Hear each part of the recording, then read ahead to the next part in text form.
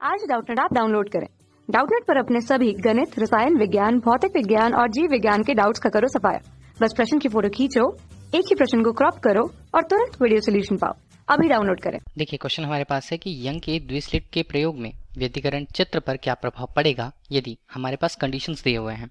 तो पहला कंडीशन बोलता है कि यदि दोनों स्लिटों के बीच की दूरी बढ़ा दी जाए। तो पहले हम यंग के द्विस्लिट प्रयोग को थोड़ा समझ लेते हैं, फिर हम उनके कंडीशंस पे उनके आंसर्स हम देंगे। इसे समझाने के लिए हमने यंग के द्विस्लिट प्रयोग का जो प्रयोग है उसका उपकरण या डायग्राम के हिसाब से यहाँ पर समझाया है। देखिए होता क्या है, अगर यहाँ पर स्रोत है, स्रोत से निकलने वाले प्रकाश एक वड़ी प्रकाश स्रोत के रूप में एक वड़ी प्रकाश को अगर उत्पन्न करती है तो ये क्या होते हैं, ये श्रृंग और गर्त के रूप में क्रमशः आगे बढ़ते हैं वहां से। ठीक है, तो यहाँ पर देखिए ये कुछ इस तरह से गोलाकार तरंगाकार के रूप में आगे बढ़ेंगे। ठीक, ये हमने बता दी। जो स्रोत होता है एक वड़ी प्रकाश स्रोत, वो स्लिटों से, स्लिट एक तरह से अवरोध का ही कार्य करते हैं, तो स्लिटों से कुछ एक निश्चित दूरी पर मौजूद होते हैं।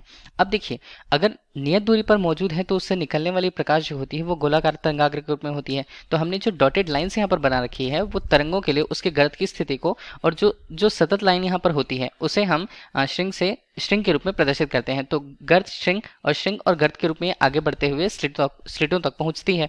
तो देखिए, अगर ये स्लिटों तक पहुंची उसके बाद क्या होगा, यहाँ पर तरंगे आगे बढ़ती हैं। स्लिटों को जब ये प्राप्त करती हैं ये तरंगे, तो द्वितीयक तरंगिकाओं के रूप में ये एक तरंग की स्रोत का ही कार्य करेंगी, मतलब गोलाकार तरंगाग्र के रूप में ही कार्य करेगी। अब जो तरंग यहाँ से निकलेंगे तो S1 के लिए उनके तरंग का मान अलग, S2 के लिए तरंग का मान थोड़ा अलग होगा। ठीक है, लेकिन इनकी आवृत्तियां समान होंगी, और आवृत्ति समान होने पर जब इनका व्यतिकरण होता है, ठीक है, तो व्यतिकरण होने पर अगर वे समान कला में होती हैं और उनके दोनों तरंगों के मध्य पथांतर का मान अगर शून्य होता है तो हमें यहाँ पर क्या मिलेंगे, यहाँ पर हमें केंद्रीय दीप्त फ्रिंज मिलते हैं।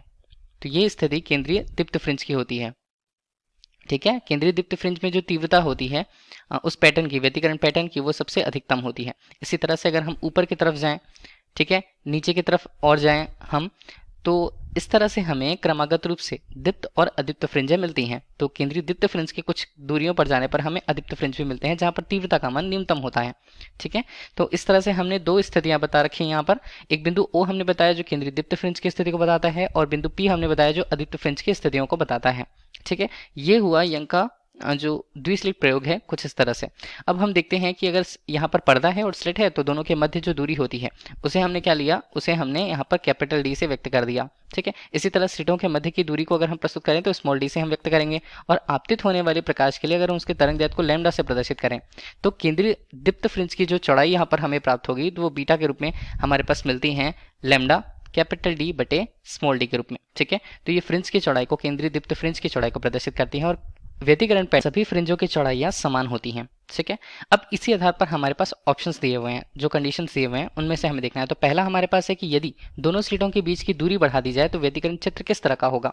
तो पहला कंडीशन है हमारे पास, यहाँ पर दोनों स्लिटों के बीच की दूरी को बढ़ा दिया जा रहा है, मतलब स्मॉल d के मान को बढ़ा दिया जा रहा है। अब हम देखते हैं कि जो फ्रिंज की चौड़ाई होती है वो किस पर निर्भर करती है, किस तरह से। तो बीटा फ्रिंज की चौड़ाई जो है वो निर्भर करती है 1 स्मॉल d, मतलब व्युत्क्रमानुपाती रूप से स्लिटों के मध्य की दूरी पर। ठीक है, तो स्लिटों के बीच की दूरी को अगर बढ़ा दिया जाता है तो उसके संगत व्युत्क्रमानुपाती रूप से जो फ्रिंज की चौड़ाई होगी वो क्या हो जाएगी, वो कम हो जाएगी। पैटर्न हमें अब थोड़ा कम चौड़ा दिखेगा, मतलब उसकी चौड़ाई यहाँ पर कम हो जाने वाली है।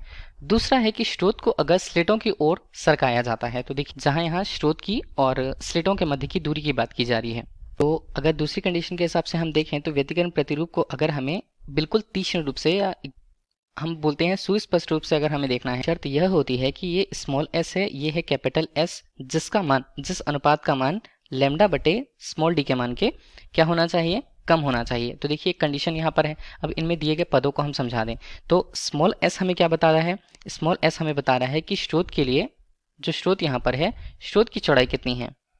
ठीक है, यहाँ पर कैपिटल S हमें बता रहा है कि स्रोत और स्लिट के मध्य की दूरी कितनी है।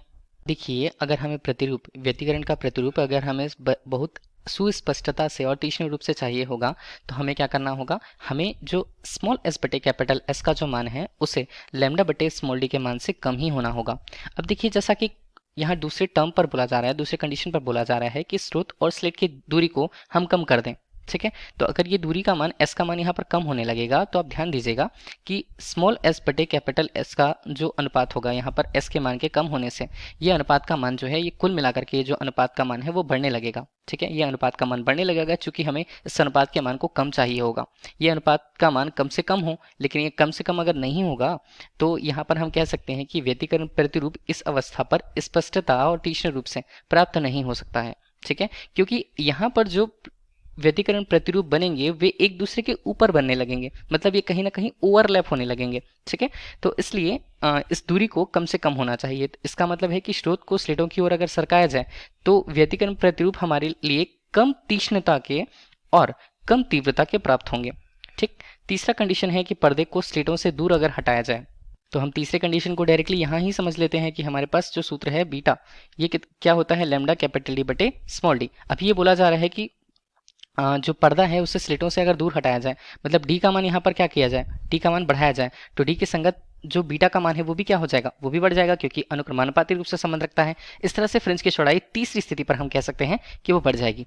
चौथी स्थिति हमारे पास क्या है कि दोनों स्लेटों की चौड़ाई अगर बढ़ा दी जाए, ठीक है, दोनों स्लेटों की चौड़ाई बढ़ा दी जाए तो देखिए यहाँ पर अगर हम कह रहे हैं ये चौथी कंडीशन हमारे पास कुछ इस तरह से है कि अगर स्लेटों की चौड़ाइयाँ हमने बढ़ा दी तो मान लीजिए पहले स्लेटों की चौड़ाइयाँ क्रमशः S1 के लिए W1 और दूसरे S2 के लिए वो W2 थी। ठीक है, इनके मान को क्रमशः बढ़ा दिया जाए तो हम जानते हैं पहले कि स्लिट से निकलने वाले प्रकाश के लिए जो उसकी तीव्रता होती है I, वो उस स्लिट की चौड़ाई के अनुक्रमानुपाती होती है। ठीक है, तो अगर चौड़ाई को हम क्या कर दिए, चौड़ाई को हम बढ़ाते जाते हैं तो तीव्रता का मान भी क्रमशः बढ़ते जाता है और तीव्रता के मान बढ़ने से हमें जो व्यतिकरण प्रतिरूप मिलने लगेगा तो व्यतिकरण प्रतिरूप आयाम के मान भी बढ़ेंगे। तो आयाम का मान यहाँ पर देखिए अनुक्रमानुपाती रूप से तीव्रता के संगत पर होता है, तो इस तरह से आयाम के मान भी बढ़ने लगेंगे। ठीक है, तो आयाम का मान बढ़ने लगेगा तो तीव्रता हमें अधिक प्राप्त होगा और व्यतिकरण प्रतिरूप है, ध्यान दीजिएगा उसमें क्या परिवर्तन होता है, तो व्यतिकरण प्रतिरूप यहाँ पर जो बनेंगे, अब देखिए जहां पर तीव्रता का मान अधिकतम होता है वहां तीव्रता का मान थोड़ा कम हो जाएगा, जहां पर तीव्रता का मान कम होता है वहां अधिक हो जाएगा। तो इस तरह से यहाँ पर विपर्यास जो होते हैं, विपर्यास हम किसे कहते हैं, कॉन्ट्रास्ट हम कहते हैं उसे। तो इस तरह से हमें जो केंद्रीय दीप्त फ्रिंज है और जो अदीप्त फ्रिंज है उसमें अंतर करना उतना स्पष्ट नहीं हो पाएगा क्योंकि दोनों की तीव्रता में ज़्यादा अंतर नहीं रह पाएगा। तो ये कंडीशन होती है चौड़ाई बढ़ाए जाने पर। पांचवा कंडीशन है कि एकवर्णी प्रकाश स्रोत को दूसरे कम तरंगदैर्ध्य वाले एकवर्णी प्रकाश स्रोत से प्रतिस्थापित कर दिया जाए। इसके लिए सूत्र हमारे पास ये है ही मौजूद। ठीक है, इसमें बोला जा रहा है एकवर्णी प्रकाश स्रोत को दूसरे कम तरंगदैर्ध्य वाले एकवर्णी प्रकाश स्रोत से। तो यहाँ पर हम जानते हैं कि बीटा का जो मान होता है वो लैम्डा तरंगदैर्ध्य के अनुक्रमानुपाती होता है। अब देखिए अगर तरंगदैर्ध्य का मान जितना ज़्यादा अधिक हो उसके संगत जो फ्रिंज की चौड़ाई होगी वो भी हमें अधिक प्राप्त होगी, लेकिन यही बोला जा रहा है कि कम तरंगदैर्ध्य के अगर हम प्रकाश का एकवर्णी प्रकाश स्रोत का उपयोग करते हैं या प्रकाश का उपयोग करते हैं तो फ्रिंज की चौड़ाई भी उसके संगत क्या रहने वाली है, फ्रिंज की चौड़ाई भी उनके संगत कम हो जाएगी। ठीक है, तो ये पांचवे का उत्तर हो गया। और लास्ट हमारे पास है कि एकवर्णी स्रोत को अगर हम श्वेत प्रकाश से प्रतिस्थापित कर दें तो क्या होगा। थोड़ा समझते हैं कि देखिए होगा क्या। यहाँ पर अगर हम ये कह रहे हैं कि जो एकवर्णी स्रोत होता है उसे श्वेत प्रकाश से प्रतिस्थापित कर दिया जाता है तो केंद्रीय दीप्त फ्रिंज जो हमें मिलेंगे, ठीक है, उसकी चौड़ाई तो उतनी ही रहने वाली है, लेकिन वो अब हमें वो चमकीला मिलेगा। ठीक है, क्योंकि सभी रंगों के लिए जो तीव्रता का मान होगा अधिकतम होगा, तो सभी रंगों के संगत या श्वेत प्रकाश के लिए उसकी तीव्रता अगर अधिकतम होती है तो वो स्थान चमकीला हमें प्राप्त होता है। तो केंद्रीय दीप्त फ्रिंज हमें चमकीले प्राप्त होंगे। ठीक है, अदीप्त फ्रिंज यहाँ पर बनेंगे और इसके अलावा अन्य दीप्त फ्रिंज जो बनते हैं वो भी कहीं ज़्यादा चमकीले होंगे अगर हम एकवर्णी प्रकाश स्रोत की तुलना करें तब। ठीक है, इस आधार पर अगर ये देखा जाता है कि बैगनी रंग के लिए जो तरंगदैर्ध्य का मान होता है वो सबसे कम होता है, तो अगर जितने भी हमारे पास दीप्त फ्रिंजें बन रही हैं उसके किनारे पर जो बैगनी रंग है, यहाँ पर हमने बैगनी रंग कहा, तो बैगनी रंग केंद्रीय दीप्त फ्रिंज की ओर होंगे और उनकी चौड़ाइयाँ यहाँ पर कम रहेंगी। ठीक है, तो ये हमने बैगनी रंग के लिए कहा। इसी तरह से अन्य दीप्त फ्रिंज में जब लाल रंग के लिए जो व्यतिकरण प्रतिरूप बनने वाला है उसकी चौड़ाई थोड़ी ज़्यादा रहने वाली है। ठीक है, किसकी तुलना में, बैगनी रंग की तुलना में। और ये क्या होंगे, ये केंद्रीय दीप्त फ्रिंज से विपरीत की तरफ पर अधिक मात्रा में होंगे, तो ये हम कह देते हैं कि लाल रंग के लिए होता है। ठीक है, तो इस तरह केंद्रीय दीप्त फ्रिंज हमें कहीं ज़्यादा चमकीला प्राप्त होता है। Thank you. कक्षा 6 से 12वीं से लेकर नीट, IIT, JEE वो एडवांस के लेवल तक 1 करोड़ से ज्यादा छात्रों का भरोसा।